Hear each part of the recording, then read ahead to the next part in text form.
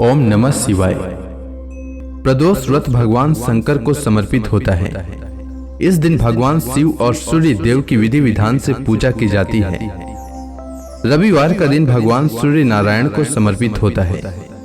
कहते हैं इस दिन व्रत पूजन करने से सूर्य देव की असीम कृपा प्राप्त होती है। माना जाता है कि इस दिन रवि प्रदोष व्रत की कथा पढ़ने या सुनने से मनोवांछित फल की प्राप्ति होती है। तो आइए सुनते हैं रवि प्रदोष व्रत कथा। प्राचीन समय की बात है। सर्व प्राणियों के हितार्थ परम पावन भागीरथी के तट पर ऋषियों द्वारा विशाल आयोजन किया गया। इस सभा में व्यास जी के परम शिष्य पुराण वेता सूत जी महाराज हरि कीर्तन करते हुए पधारे। सूत जी को आते देखकर शौनक आदि 88,000 ऋषि मुनियों ने खड़े होकर दंडवत प्रणाम किया। महाज्ञानी सूत जी ने भक्ति भाव से ऋषियों को हृदय से लगाया तथा आशीर्वाद दिया। विद्वान ऋषिगण और सब शिष्य आसनों पर विराजमान हो गए।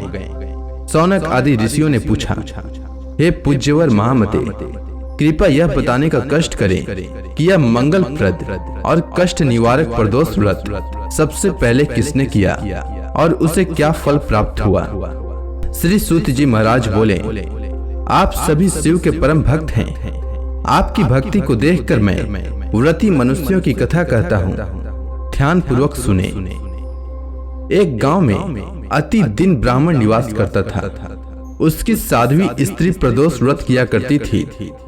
उसे एक ही पुत्र रत्न था। एक समय की बात है, वह पुत्र गंगा स्नान के लिए गया। दुर्भाग्यवश मार्ग में चोरों ने उसे घेर लिया और वे कहने लगे कि हम तुम्हें मारेंगे नहीं, तुम अपने पिता के गुप्त धन के बारे में हमें बतला दो। बालक दीन भाव से कहने लगा कि बंधुओं, हम अत्यंत दुखी दीन हैं, हमारे पास धन कहाँ है। तब चोरों ने कहा कि तेरे इस पोटली में क्या बंधा है।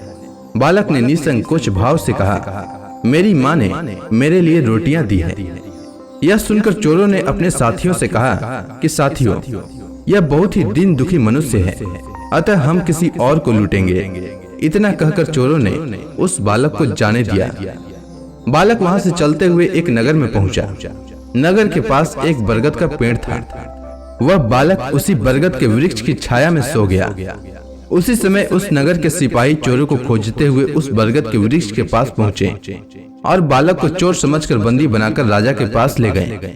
राजा ने उसे कारावास में बंद करने का आदेश दे दिया।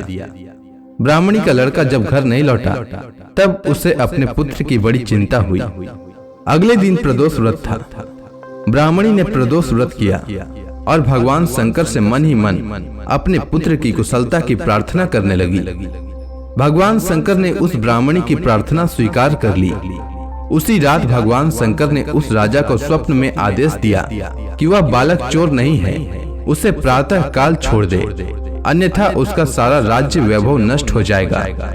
प्रातः काल राजा ने शिव जी की आज्ञानुसार उस बालक को कारावास से मुक्त कर दिया।